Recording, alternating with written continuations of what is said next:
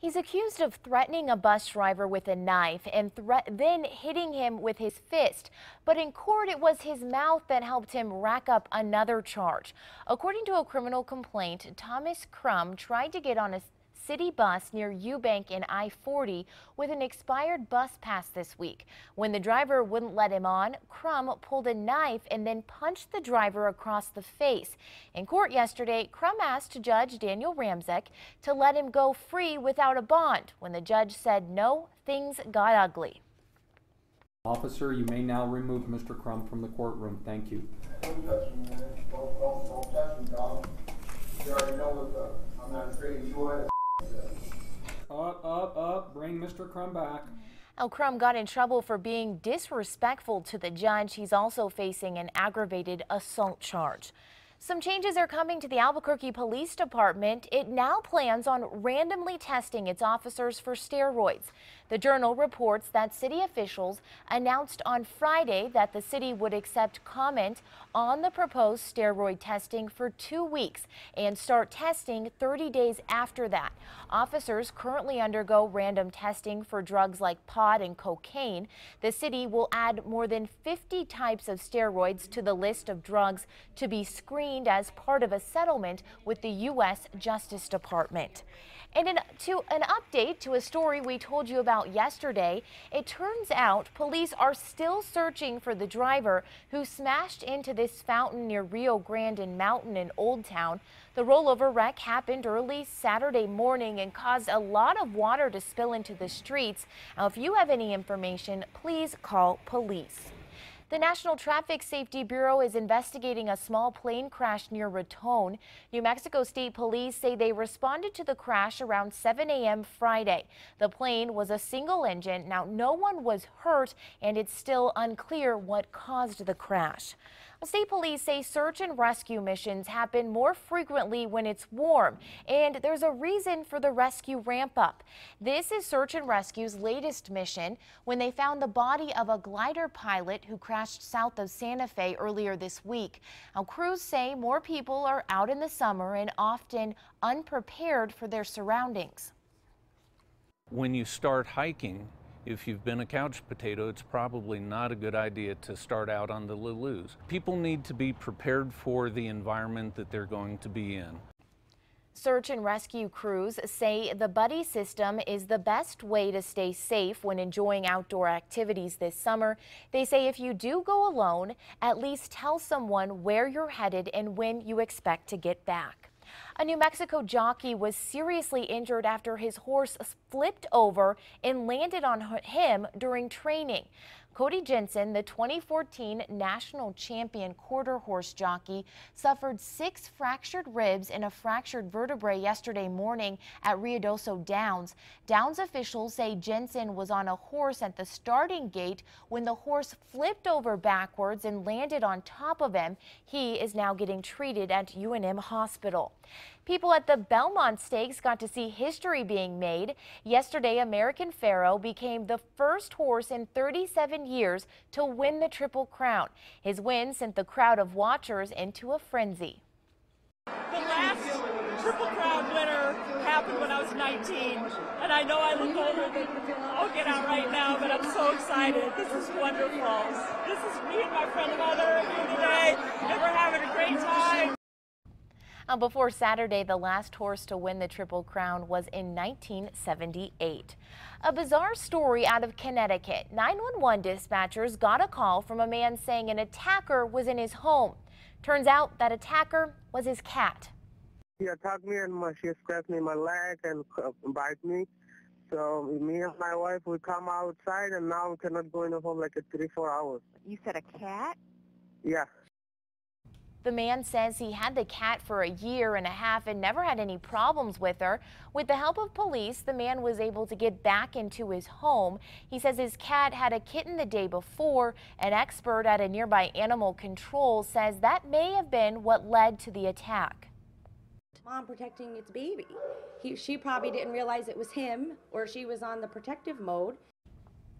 Well, the man says he and his cat are now fine. Police had suggested giving the cat some space, and since then, things seem to be going all right. Well, take a look at this. Two planes managed to ram into each other.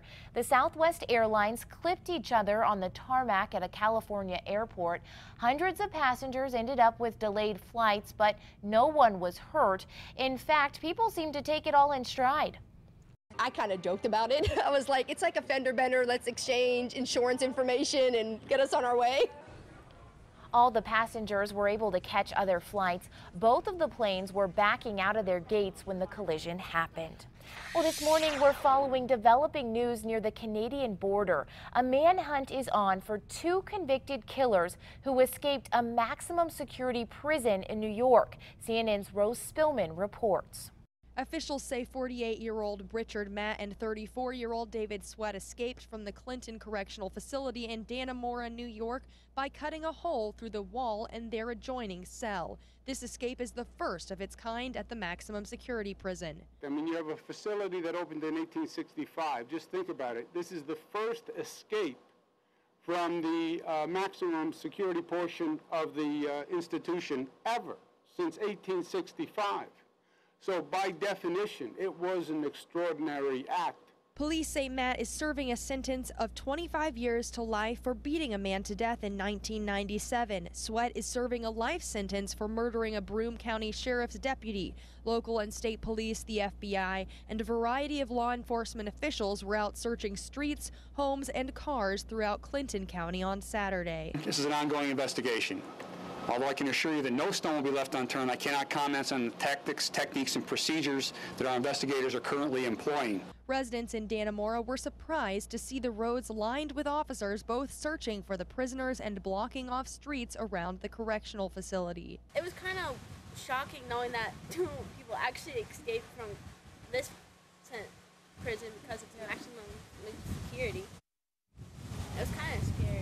Officials say the inmates drilled through steel walls and pipes and eventually found their way out through tunnels in the facility. They are still investigating how prisoners Matt and Sweat were able to get a hold of the types of power tools needed to do the drilling.